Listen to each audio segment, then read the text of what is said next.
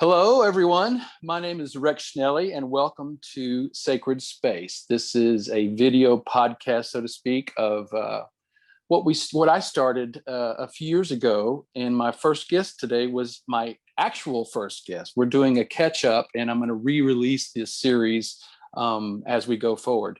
My thesis for Sacred Space, the word, the idea, is this.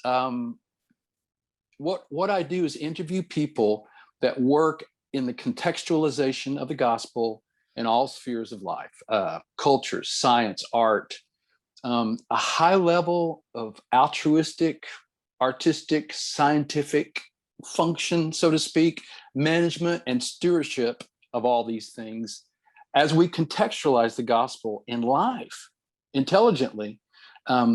Not just grasping the mechanics of, kind of what life demands from us, but actually experiencing a sense of worship as we do that. I'm going to give you three scriptures and a quote, and then we'll dive in. First scripture is from 1 Corinthians 10:26. The scripture simply says, "For the earth is the Lord's and the fullness thereof." This is his property. Second thing is John chapter 14. Jesus was talking to the disciples. He said this. He said, "If anyone loves me, he will keep my word, and my Father will love him, and we will come and make our home with him." Profound words that he was giving his disciples. Here's another quote from Matthew 18. Jesus was saying, wherever two or three are gathered in my name, there I am among them. And finally, a quote from Abraham Kuyper. He says, "There's not a square inch in the whole domain of our human existence over which Christ, who is sovereign over all, does not cry, 'Mine.'" So with that sense of the idea of sacred space, that we never go anywhere alone as believers, even when we're alone, and especially when we're together with other believers, the promise of the presence of God is there with us. As we move forward here, there's going to be a series of these sacred spaces that's basically subtitled, "I have the most amazing friends." And I really do. And it's my joy and thrill to introduce my first guest, Scott Hawley. Scott is a professor of physics at Belmont University in Nashville, Tennessee, United States. He received his PhD in relativity from the University of Texas at Austin in 2000. He began his interest in artificial intelligence in 2013 with the development of ML systems. I'll let him dive into it for audio signal processing. He and I have this audio world journey together, and sometimes I try to tap into his brilliance. And I'm a fanboy for what he's working on. He's written papers that have been published in Science, Acoustics Today, the Journal of the Audio Engineering Society, and the Astrophysical Journal, among others.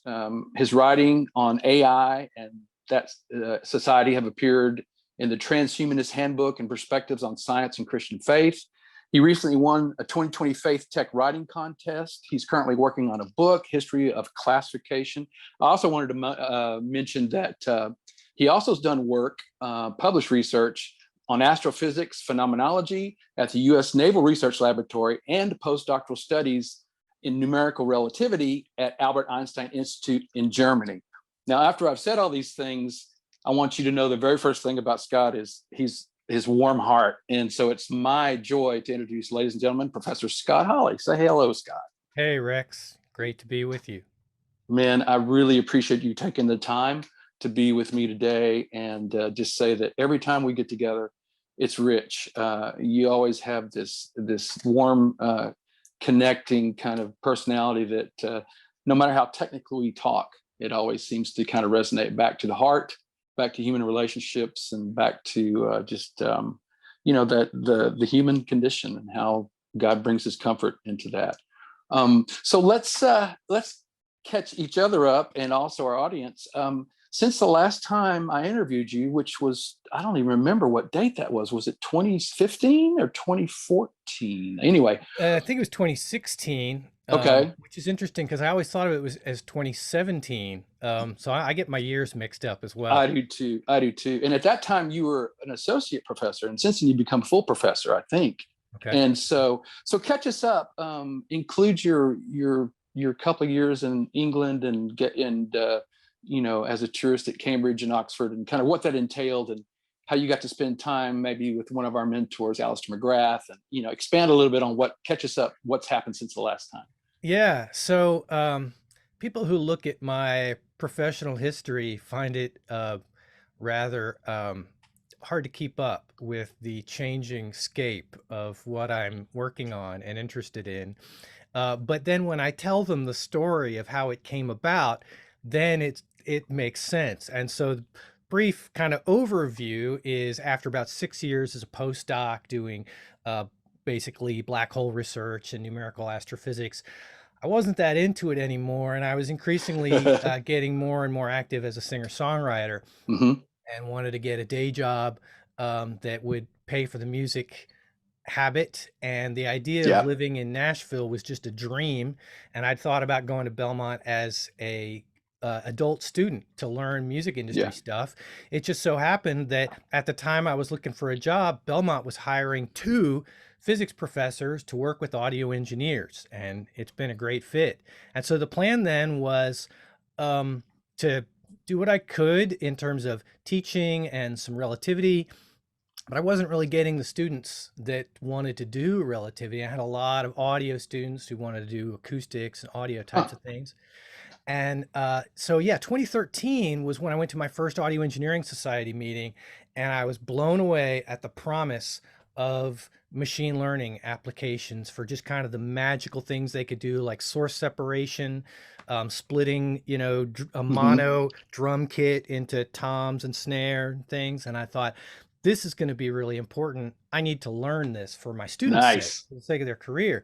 And so there's a decade worth of gap between my last published paper in, like, let's say 2006 and 2016, when I finally got up to speed enough to start publishing in machine learning.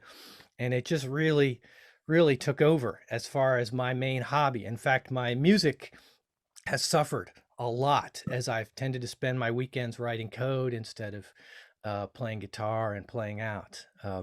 And so Yeah. the reason I ended up in Oxford was I was stuck on a signal processing machine learning problem. I was working on what became a paper known as Signal Train, which, by the way, ladies and gentlemen, that name was coined by Rex here. I was looking for an idea for what to name the code, and it's something that learns to emulate audio effects of different kinds. And Rex came up with Signal Train. So while I was working on that, it took me a few years, I was stuck. And around that time, there was an announcement on campus to for anybody who was interested in being part of an interdisciplinary Christian scholars program in Oxford for the summers. And I'm getting my years mixed up. I thought it was the summers of 2018 and Yeah. 2019, but it might have been a year before that. Uh-huh. And I thought, well, Oxford, that's a world center for machine learning technical knowledge. So Hmm. if I can somehow get my body physically to Oxford, maybe I can get some help in cracking this technical signal processing issue I'm having. Right. And this was back before AI ethics was really in the news all the time. I mean, it was there in scholarly circles, but it hadn't really reached the popular consciousness. And so, with the Yes. help of a theology professor, Andy Watts, here in Nashville at Belmont, he helped me put together a proposal for a kind of a Christian take on AI ethics, Hmm. and submitted it to. So the group is called SCIO, Science and Hmm. Scholarship in Christianity in Oxford, and Nice. yeah, really hit it off with one of the directors of that program, Michael Burdett, brilliant Hmm. theologian of identity and Author. technology. Yeah. Yeah.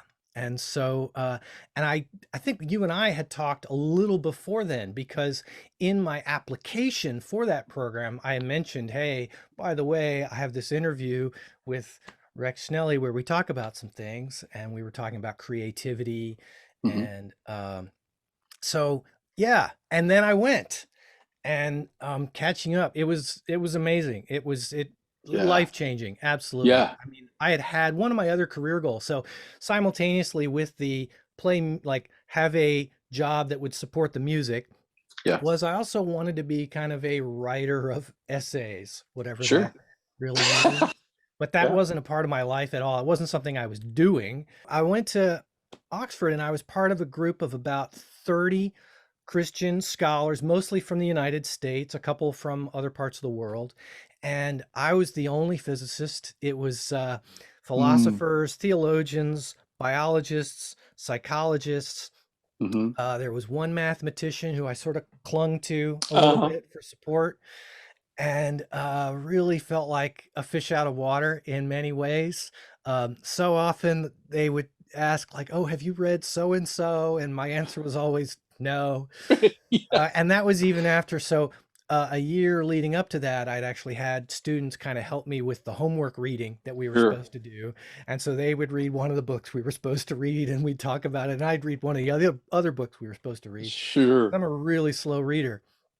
And yeah, so for 2 summers in July of whatever those years were, I want to say 2018 and 2019, but Yeah. um, yeah. And then what I did was I scheduled time for myself beforehand and afterwards, like in late June and early August, to do some traveling. And I'd already done the tourist thing in the UK, Yeah. so I didn't Yeah. I didn't need to go see, Stonehenge or Big Ben or any of that. I went to visit scholars that I knew Yeah. of, because in the UK, there's, boy, the density is just so high, even London alone. Yeah. And so I stayed at Queen Mary University, which is one Hmm. of the leading places in the world for machine learning and audio production. Like Josh Right. Rice and some other faculty there just lead this incredible, it's where the Center for Digital Music is. And I Right. stayed on campus in one of the dorms and hung out with Josh and met the students, traveled around London, went to meetups. You can go to a machine learning meetup every night of the week in London. And they've even got one now specifically for AI music in Wow. London. Wow. And Yeah. then I traveled to the University of Bath, Hmm. and where Joanna Bryson's group was at the time, and gave a Hmm. talk there for something that became a paper on AI and ontology. I went up to Edinburgh and Newcastle and hung out with some law faculty, Lillian Edwards, who's the dean of law in Newcastle, and Burkhard Schaefer, who's the chair of computational legal theory at Edinburgh. Just a brilliant guy, and we talked for Yeah. 3 hours. And some of the things that happened while I was there were in Oxford. It was such an interdisciplinary emphasis. And Yeah. so, and we were being taught by world class, super duper big shot names. So not only Yeah. Alistair McGrath, who I got to have one-on-one time with Alistair McGrath, and Jealous. I, Yeah. I sent him an email once on a Saturday night, and by Sunday morning, there was an answer to my question in there. Wow. Yeah. It was amazing. But we were also taught by people like cosmologist John Barrow, um, a biologist who's really well known, who's Name escapes you at this cut moment. and edit Simon, somebody. The That's okay. Cambrian explosion is Yeah. kind of this guy's thing. Yeah. His And theory. numerous other like really well-known philosophers or theologians. And it was like being in school. Hmm. And Hmm. yeah, and so one of the things that happened while I was there, so I was always having machine learning on the brain. In fact, I Right. never got any technical assistance on my machine learning problem the entire time I was there. Like the people I was planning to meet with were not around or not available. Oh I got to man. sit down for a little bit with Miles Brundage, who was at the Future of Humanity Institute, and then there were other people that I would just kind of run into at coffee shops a little bit. But the Right. signal processing thing, that didn't work out at all. But instead, I was really inspired to just think in terms of the totality of truth Yeah. and a Christian kind of context for that. Sure. And I noticed that a lot of the people around, as we were having discussions, and again, I have machine learning on the brain 24/7 at this time in my life. I noticed that they were doing what we would call classification problems, where they're Yes. kind of Yes. deciding Hmm. between, is this good? Is this bad? Is there Whose data? How's science? it colored? How do we Yeah. take it? Yeah. Yeah. Or even like where do you draw the line between science and pseudoscience, Yep. or science and theology? Right. And I thought, wow, not that this would be a good idea, but there are people all over the world, especially Silicon Valley, but elsewhere, that are taking kind of human decision-making problems and trying to pose them as problems for a computer to do. Right. And so what would that be like for a computer to be doing these kinds of sort of abstract, concept-based or moral-based Yes. classifications? And of course, Yes. people were already doing it back then. Sure. And as I was thinking these things, I went down to London for a talk at the Royal Society where Kate Crawford of Microsoft and the AI Now Institute was speaking. And her talk was, well, the talk was basically that engineers, computer engineers, need to be invested in ethical decisions, but most of her talk was about classifications. Hmm. And so it was sort of a confirmation Sure. for that this was an important topic. And for me as a physicist, Yeah. physicists don't really do a whole lot of classification, really. Like Hmm. as a computational physicist, my background was always in what they would call regression, curve fitting, fitting a Hmm. curve to something. And what we do in machine learning with classification is, well, we fit a curve, but then we kind of draw a cutoff point, like a threshold somewhere, and we say, okay, everything down here is Hmm. one thing and everything over here is another thing. And you kind of introduce this discontinuity. Right.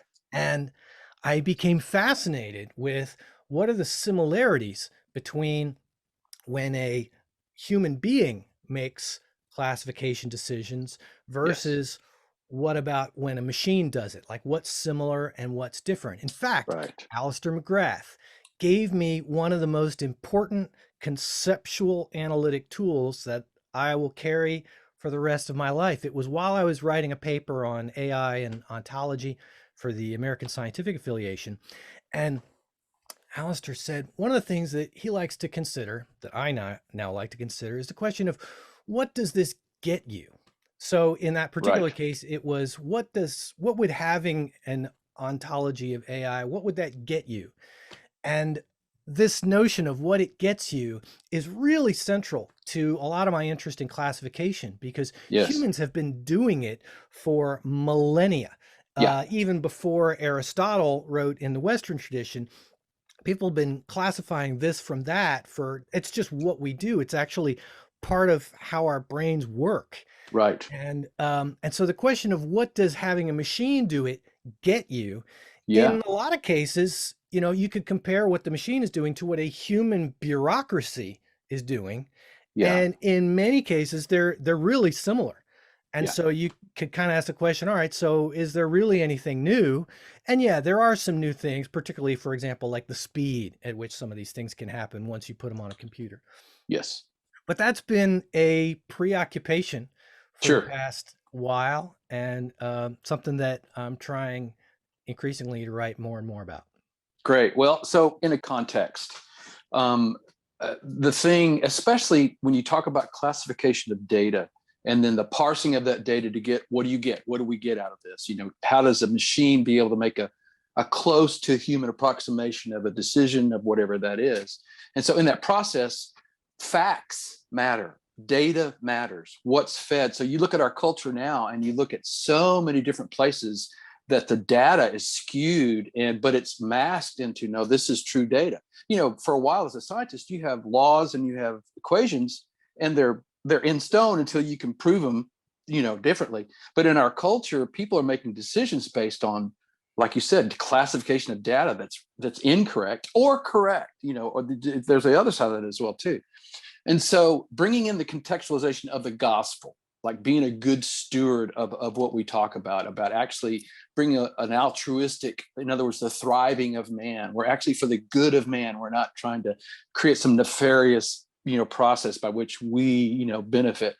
The idea, interestingly enough, the last interview we did, when I asked you a question about, you're bringing your faith into science, you launched into this incredible apologetic that was so perfectly worded. You said, I remember sitting in my classroom reading a physics textbook. And I remember just being in awe about God's four-dimensional construct of the universe. And you said, I couldn't help but worship. He says, I don't think that what you said, I don't think that's the author's intent. And then you springboarded into that. So in that context, when we talk about the classification, that's led to cool projects, but at the same time, as a Christian, in contextualizing all of these things, does that same worship heart, in other words, the unity with Christ, union with Christ, as well as being a good steward. And we talked about, you don't have to check your brain at the door. In fact, that's part of worshiping God with all your heart, mind, soul, and strength. So expand a little bit about the artificial intelligence and the importance of having an ethical framework in a Christian worldview to help frame how these decisions are made, because all of us, from the way we pay our bills to when we use our handheld devices to computers to how money is allotted by the government, is all in these AI machines, and all these things are kind of proliferating. So expand a little bit about the worship of God and then the stewardship of that as a scientist in that theme too. Yeah, it's interesting. There is widespread interest in all areas of society for AI applications. And maybe we need to define our terms, right? When we say Right. AI, it means so many different things. In fact, that was Right. essentially the nature of my ontology paper, was that AI means so many different things to different people. And Right. so that's why, for example, we may say machine learning in order to kind of distinguish what we're talking about.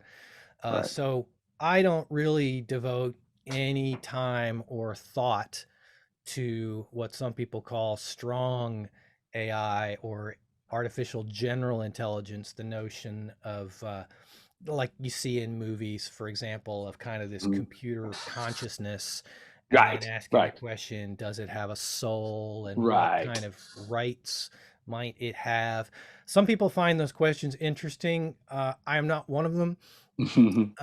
Or if they're interesting, I don't think I don't find them interesting right now. I think there are a Right. lot of other important questions that could be that we could devote our time to. And so, yeah, I'm more on the practical side as far as Right.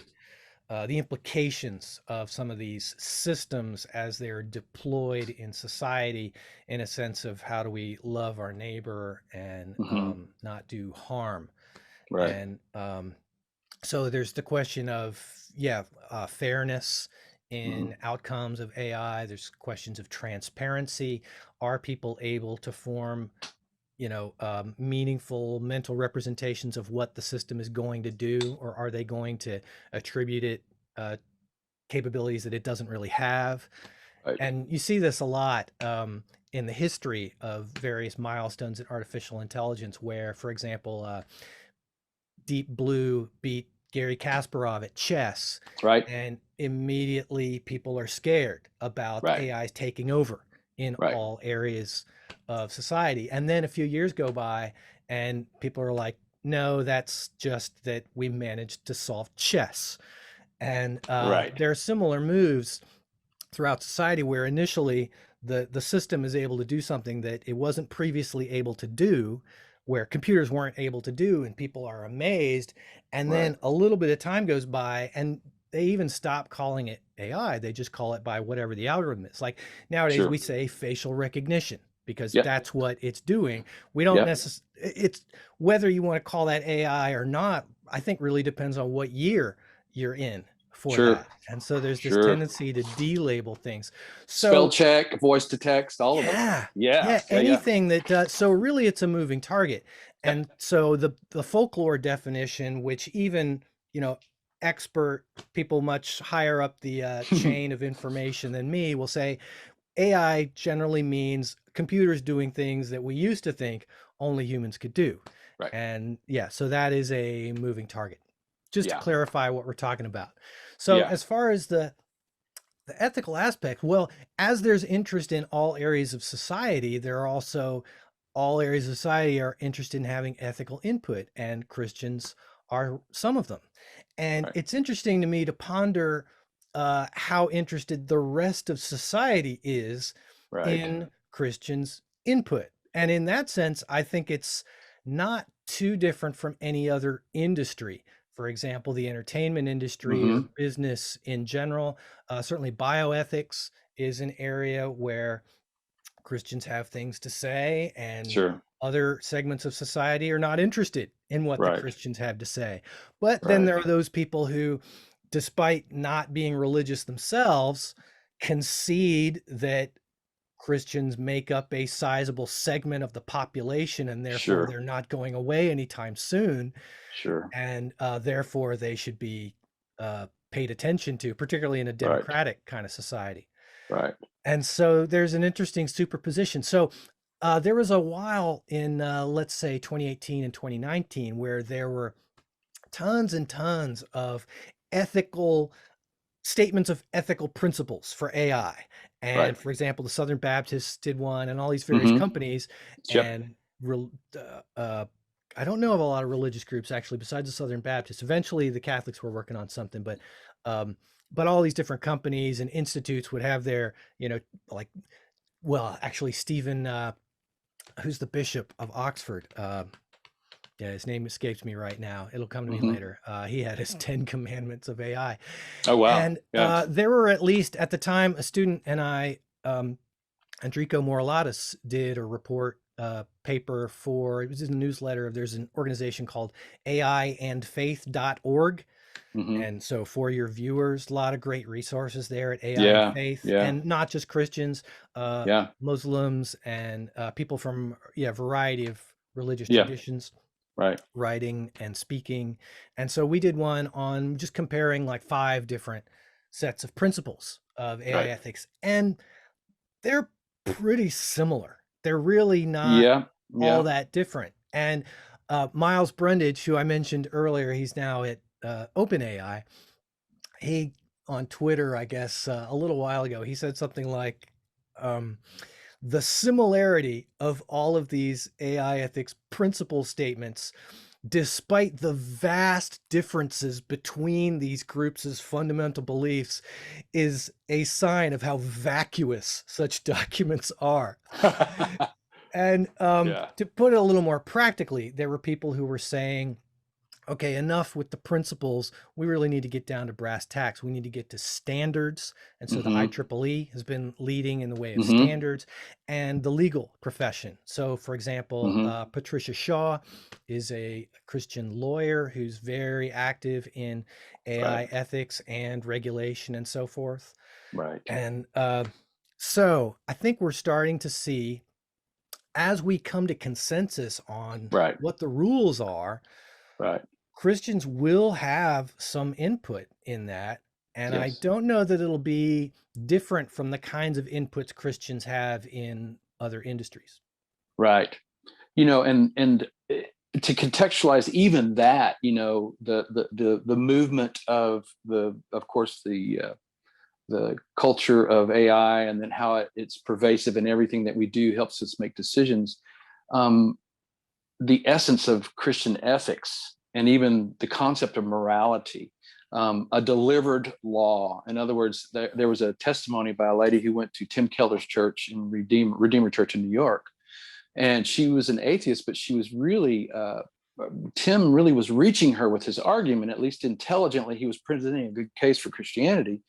And he talked about, that if material secularism would basically say, it's the survival of the fittest. So why would you show deference to the weak, to the people that need help in the culture?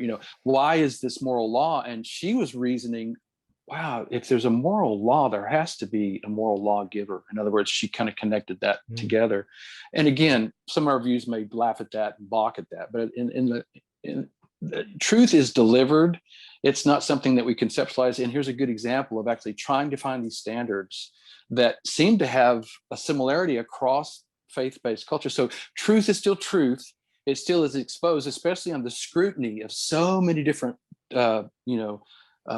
disciplines. You have science, you have philosophy, you have theology. You even have, you talk about people who talk about moral ethics. You have people that talk about sociology, how it's parsed in our society, and how that treats people with dignity. Well, why would you treat people with dignity unless they're created in the image of God? And so, talk about. Let me ask you just a personal question about faith, since we're kind of focusing on the contextualization. How does the Holy Spirit speak to you when you're in process with this? Are you ever arrested to go, man, I've really got to slow down and think from a different perspective of how to, like in classification, like I've got to think about, like scripture comes to mind, and you may even use your scripture as the reference of how you approach truth and in classification too. Have you ever run into something like that where the Spirit stopped you and said, get this right, according to my spirit, so. Yeah.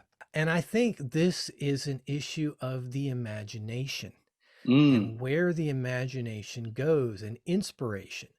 And I'll give you an example, actually. So, Elias Kruger, who runs the AI Theology blog, great Facebook group y'all can check out mm-hmm, and blog, and he writes about a lot of things. And he asked me if I would do a guest blog for the month of June, which I'm in the process of trying to finish. And, I'll go ahead and mention it because it's directly relevant to what we're talking about.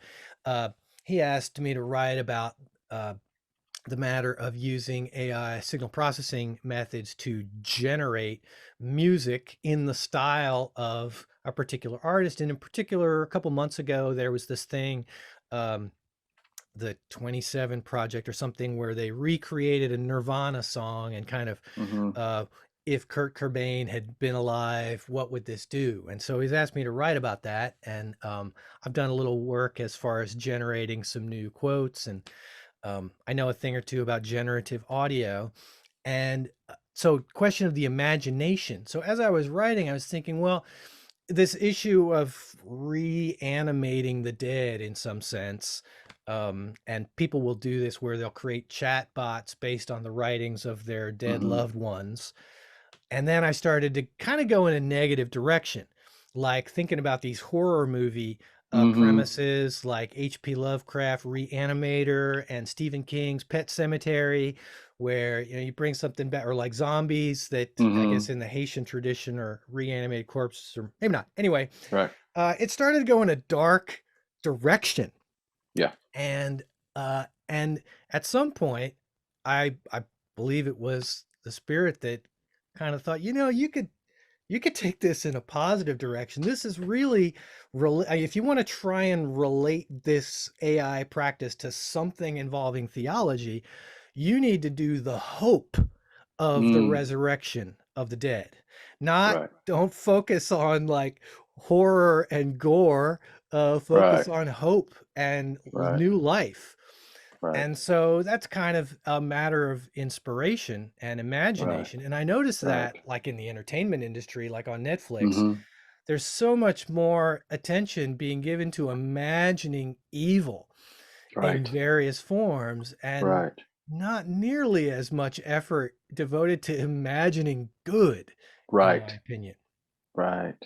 Yes, and especially in our culture, we all are engaged wherever position we are, as an artist, as a scientist, as a, whatever it may be. But as Christians, we're people of the word. And so we learn the imperative. We learn that the word says this is what God designed as thriving, and this is, but it's not just in particular little word tunnels. It's the whole context of God's word, which is the redemptive work of Jesus to restore, to, like you said, the resurrection of Jesus. But from the imperatives, there come the indicatives. In other words, because this is true, this is how we steward, this is how we move into our culture and bring the aroma of life into what we do. And so the word, the scriptures, we talked about in the last interview, pretty deep. We had, both of us had some good Bible studies, some good Bible classes, some good people who led us in good stewardship of the total contextualization of the gospel of Jesus and what that means for the renaissance of the culture, at least now. But we know that ultimately one day Jesus is going to come back and bring a new heavens and a new earth. And between now and then, our heart is we see the beauty of what's coming. Let's try to push back the effects of the fall and bring some of that beauty in. So do you ever, obviously, and we tend in our culture, in the Western culture, we tend to separate the secular and the sacred. But really, Martin Luther brought in the idea that they're both the same. Like, the plumber and the tinsmith is the same as a priest and a preacher, and all of these things. So as a scientist, as someone who's speaking into even some of the earlier formulations of artificial intelligence ethics, of classification, of data groups, which people don't realize contain so many presuppositions from who puts in the data, what was their point, what are they trying to achieve, do they even know that part of these may be skewed as a data set, so that in the future the AI may make it a decision or a process that actually is exclusionary to people and may harm people at some point. And that kind of vision is something that I feel like has to take, you have to meditate on saying, Lord, use me as a tool. Do you ever sense that whenever you teach or whenever you write a paper? Do you ever get to this place to where, the science can really overwhelm you, and yet at the same time, there's a reason, there's a purpose. It's not just nebulous. It's actually for the glory of God, and for bringing His kingdom to bear. Do you have a recent example of when that entered your thought process, perhaps? Or Well, it was actually on the last weekend of the whole Oxford mm, experience, where we yeah, had uh, presidents from our respective universities, or provosts, in my case, from Christian colleges all around the US and some other countries there for the weekend. mm-hmm, And I went to visit a church on Sunday, and they sang a song, and it was actually written by Leland, who I believe is a Belmont graduate, if I'm not yeah, correct. yeah. The Lion and the Lamb is just, yeah, this big song. Yeah, Yeah, yeah, The Lion yeah, and the Lamb. And I'd never heard yeah. that before. And so prior to that time, I had just been overwhelmed with the weight of history, of cultural development, particularly in the 20th century, and now as we extend to the 21st, of just a godless challenge to God in terms of philosophy and culture Mm-hmm. and things, and just feeling really daunted and feeling like there are so few people that are pushing back against that. And as we were singing this song, I was breaking down in tears because Mm, it really hit me. God impressed upon me the idea that it's, to put it succinctly, the battle is the Lord's, yeah, not ours, that this is His program and we are a part of right, it, and His victory is assured, and we can contribute a little bit in our respective ways, right, but it's not up to us to right, fix things. In fact, right.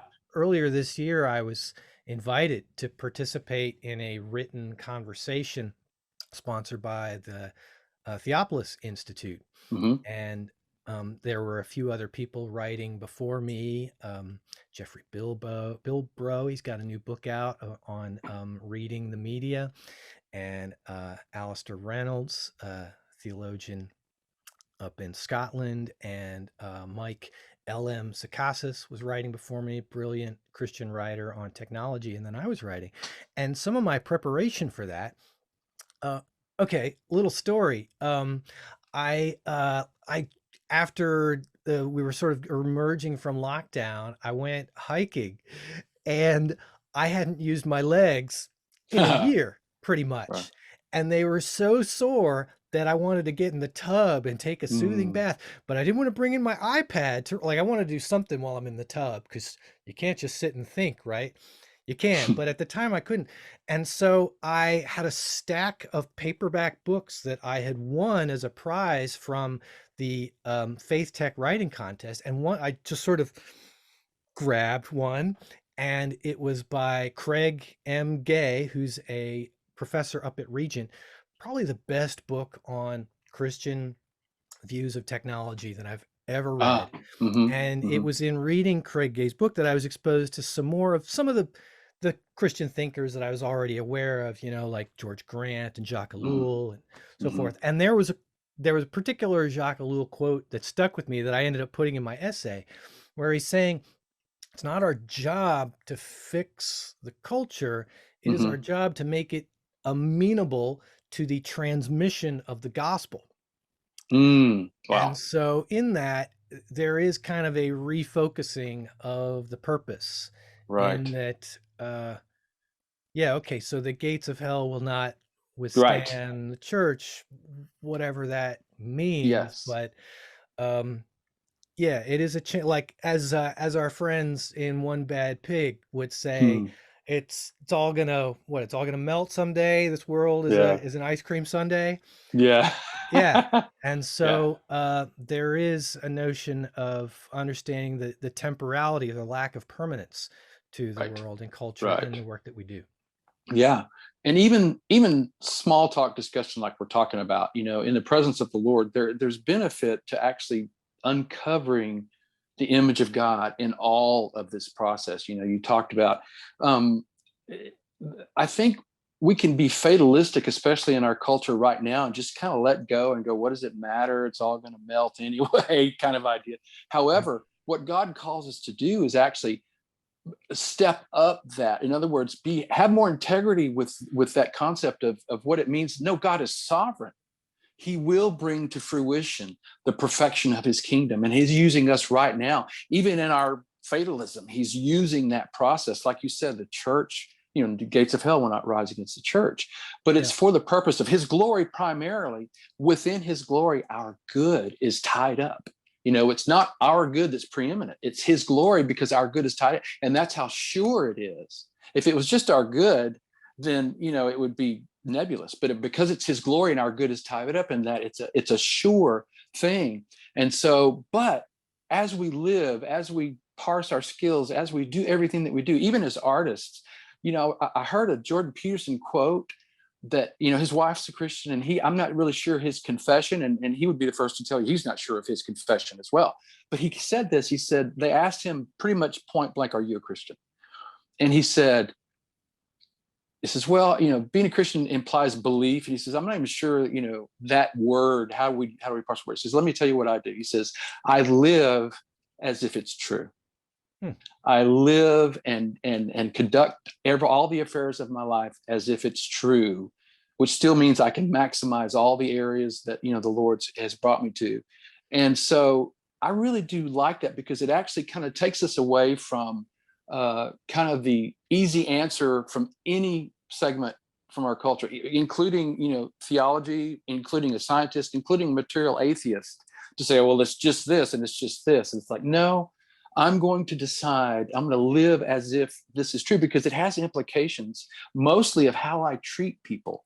Hmm. Even the people I disagree with, even the people that hate me, what defines me is how I treat them. Hmm. And so the gospel is really the only thing that empowers you to love as Jesus loved. So to jump off to this question, as we go into this new culture now, post COVID, post political craziness of what's gone on, we enter back into academia, into culture, finding our path, among all these quote unquote foolish controversies, cancel culture, like what we're even talking about as a Christian in the scientific community. There's even a greater resistance to discount anything that you might say because you have a Christian worldview, simply because you name the name of Christ. So, and then faith, and then getting back into church, our personal lives, and then finally, our artistry as artists. What's the biggest challenge that you're finding post COVID and after this crazy culture? Well, okay, I want to go back to something that topic we were on a few minutes ago, um, just to note the role of technology in Yeah. God's plan and Christians' use of technology in this plan, because there have been a lot of different approaches to these sorts of questions. And Hmm. some are often described as pessimistic. Hmm. For example, I've heard Jacques Ellul described as a pessimist with respect to Hmm. technology. And certainly there were aspects of things that he was very opposed to.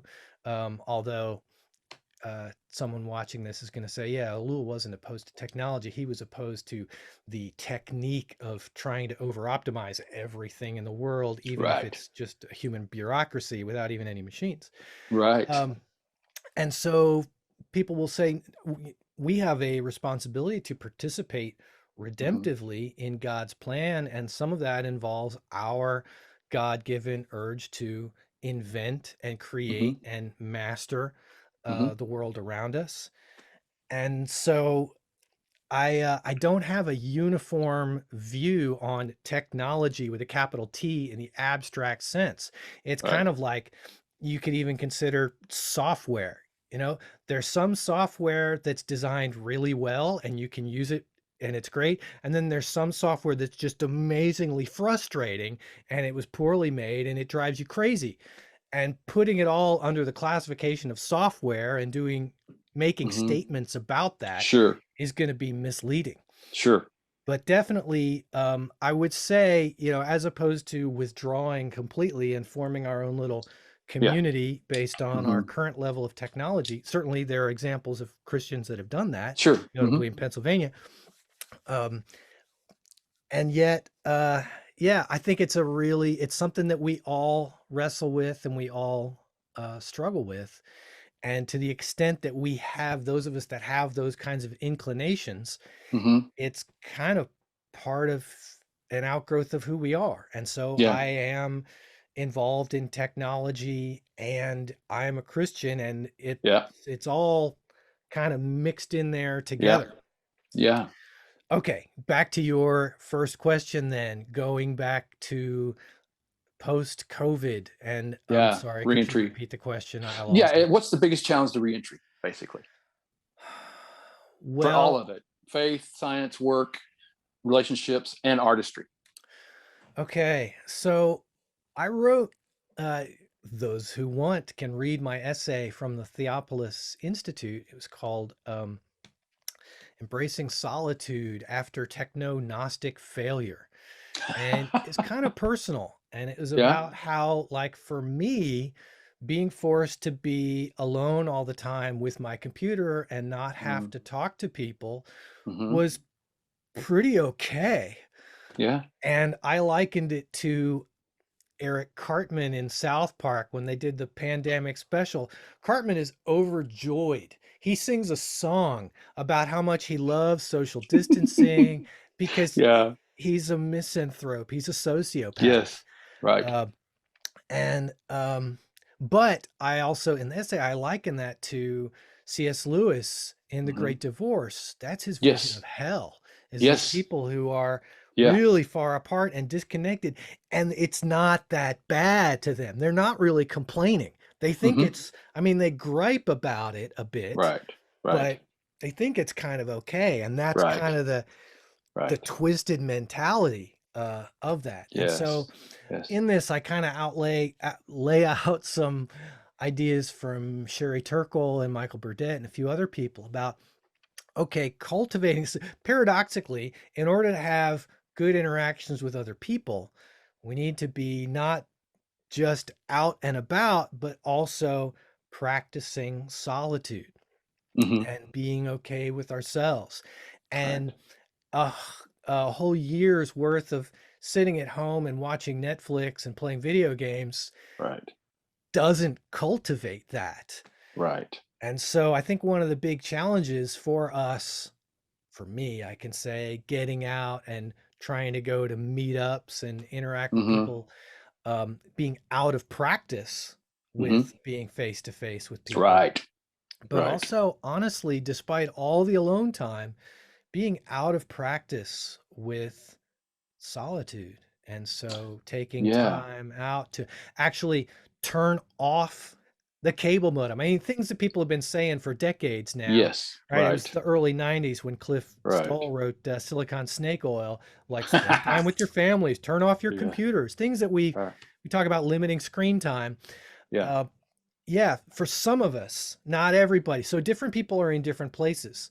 Right. But for Right. some of us who are like all computer all the time and Yeah. think that I can just be online and do everything I need to with Facebook and Twitter and blah, blah, blah.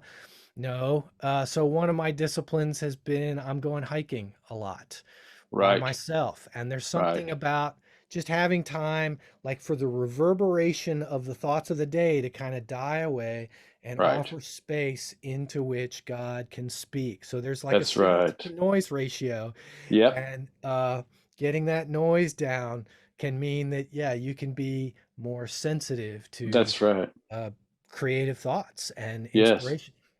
Like we said last time, that's sacred space. It's much Yeah. more effective when we're aware of his presence, which is when we get quiet. When we're Mhm. noisy, it's not that he's not there. We're just not listening. We're not paying attention. When we can slow that down. And interestingly, as you talk about, so your reentry, you struggle with, you were out of practice of socializing and that kind of thing too. For me, there were so many issues. My workload, my pipeline just got incredible. But part of, I think, what all of us in culture, especially Christians, are engaging in is, we have the deconstructionist idea that, well, my faith isn't working anymore. Here's the crisis of what I went through. And so people are just kind of ejecting Christian faith. Now, it, it, I think there's a problem with that, because I think we need to deconstruct the things that weren't truly of the faith. So, Yeah, let me jump in. Uh yes. And I think in particular, given the kinds of traditions that you've been associated with, and I've the very mhm, kind of rational brand of right, Christianity, right, um, one of the insights that started in Oxford and hanging out with some of the psychologists and then learning hmm, more about how humans do classification right, is the embodiment of the human being. yes, And subsequently, looking at people like C.S. Lewis mentions this in the right, Screw Tape Letters about the right, position of the body matters, and right, Dietrich Bonhoeffer says the human is a human body, and when we're resurrected, that's why I yes, called it techno-Gnosticism, because it denies the yes, reality of the corporeal body. And right, so, yeah, coming to understand that. So, for example, with church and, hmm, people who were defying churches that were defying the lockdowns, I think they understood this better than me, because watching church on TV, yeah, it's a substitute if there's nothing else there, if you're homebound right, or right, whatever, it can be beneficial. But for me, it was just, I didn't connect at all. I would turn, right, particularly if it's pre-recorded. yeah, I really didn't watch that much. And right, there's something about getting the body, the right, physical body, in the room. right, And like we took communion. I went to church on Sunday. We took actual communion. yeah, There's physical, yeah, something incarnate that yes, I think for some of us, we get so rational in our yes, yes, Christianity that, and even those of us with some charismatic background can still kind of fall into this yes, thing of, oh yeah, I'm just mind and spirit. And right, this is something that's been going on since as the New Testament was being written. exactly, There's those yeah, people saying the body doesn't matter, and yeah, it does. right, right. The Greek thought brought into it. Now, here's a good example. So the Father, Son, and Holy Spirit, the Trinity, the union of that, the community of that, which is the good expression of what the body of Christ is really meant to be about. And in our examples of, okay, so the COVID, so we actually did online because, number one, we truly cared about spreading the disease. We truly Right. cared about Yeah. giving Yeah. these people a safe place. Yeah. Yeah. We truly cared about keeping the body together. But through that process, what we did was, rather than just deconstruct Christianity in general and go, see, it doesn't work, what we're able to do as Christians is go, no, see, here's where actually it showed, it brought to the service, wow, we were just, defiant to the government, just said we wanted to meet, we don't care what kind of disease we spread, God's, all of these things that actually needed to be deconstructed within the faith, not to destroy the faith. And on the other side, how do we love better? How do we pursue better? Our job is not to tear down people. And actually, we look in our culture where, I preached a sermon on this right after the Capitol, incident back in, I think it was, I can't remember the date, January 6th or whatever, about how here's what the scripture just describes as the way Christians are to be: gentle, restoring one another, take the assault, but still find a way to put in the gospel, as opposed to giving back what you get, which it seems like to me there's a subculture of Christianity that operates that way. Well, there's a lot of people that are deconstructing their faith and just ejecting it. But there's a good process of deconstructing the things that were never part of the faith anyway. And then you talked about going hiking, solitude, the disciplines of the faith, the good disciplines of the faith, rediscovering the health of that. And even in technology as the answer, and it doesn't work online for from eating. There's some of the things that kind of drains away the humanity that we need to be, focused on. And to me, it's really increased to me the steadfastness of my faith to reinforce kind of what's good. Now, I'm still in process because right now there's just such a bitter response to everything. Everybody's on edge and seems to want to destroy an opponent that may disagree with them, as opposed to reason together and perhaps both of us come to a place of healthier relationship at the end of Yeah. that. Well, we'll just end it here. Sacred Space, Scott Hawley, thank you so much for your time. Thank you, And Rex. we will Great see you on the next installment of Sacred Space. Goodbye.